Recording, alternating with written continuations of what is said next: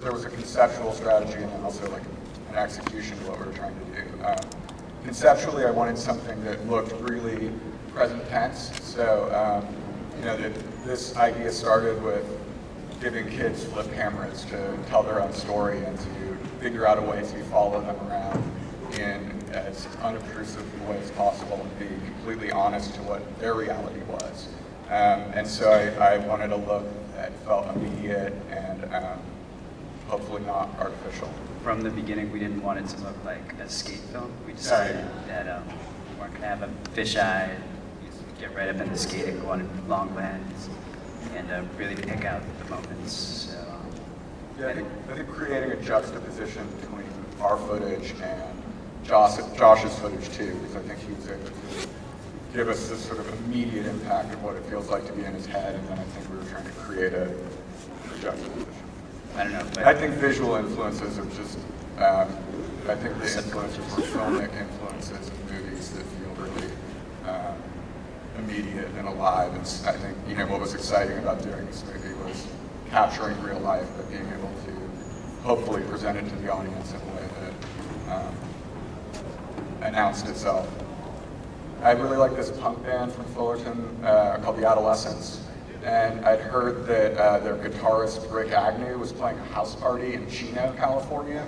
And it just seemed really strange to me that, I mean, the Adolescents were from like '81, and he was playing a house party in 2010, you know, 2009 at the time, I guess. And so I went out to the party, and it was right after the economy had collapsed. And it was filled with kids that were just like the kids you see. And, you know, Rick Agnew was in the driveway playing with his new band. It was all like kids, and it was like the punk rock generation was supplying the music for the next generation.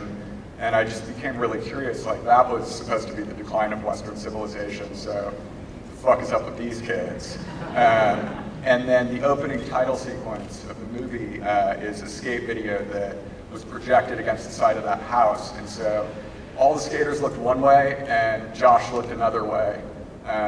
And he just seemed like a total hero to me, you know, so I wanted to know who he was. One of the things about making a movie like this is that I was so conscious of not wanting him to do anything in his life that was about being in a movie. I wanted his authentic experience, so obviously that meant we couldn't show him anything the whole time we were shooting, and basically had to do sort of ciphers with even what we wanted, because all we wanted was what he was up to. So, you know, when you do that for a couple months, it's casual. Like when you're, you know, you've shot for a year and you're 9 months into editing, it starts ballooning into the most nervous moment you can possibly imagine. And so we finally, you know, we finished it. I wanted to show him something that I felt good about, and that took me a while. And then we showed it to him, and you know, it was really fun. Like, he laughed a lot, and, you know, he's an original creative kid, and so I think it's a way for him to take stock of his own life. You know, and he was saying, like, I can't believe I said that. Like, what was I talking about? And, you know, and I think, you know, I think there was that reaction, and I think it's also, you know, it's like all of our lives, this is a life that's still unfolding, and, you know, I imagine 5 years from now he'll have a different reaction, and 10 years he'll have a different reaction, as I will too. And he brought Leslie to the screening also, which I was kind of nervous about. So it's like, you know, it's always weird when you're filming a couple falling in love, like you don't want to be the thing that breaks them up. You know? So it's like a celebration of their relationship. So I didn't want to get in the way of that.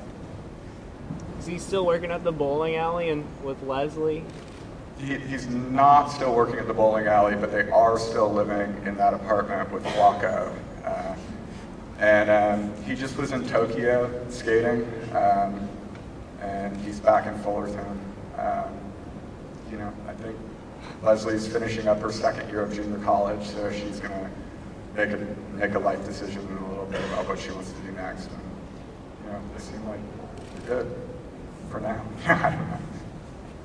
When we were making the film, it was sort of, so much of it was about this sort of investigation where I felt like the sort of more we filmed, the more we were finding out about the world and the reality of the characters. And so, you know, I sort of see the narrative of the film as peeling back layers.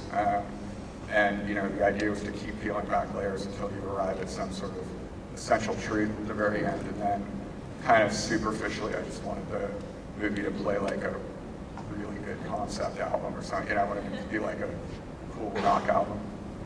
All right, awesome. All right. Thanks so much for coming. We'll be at the Jackalope. Jackalope.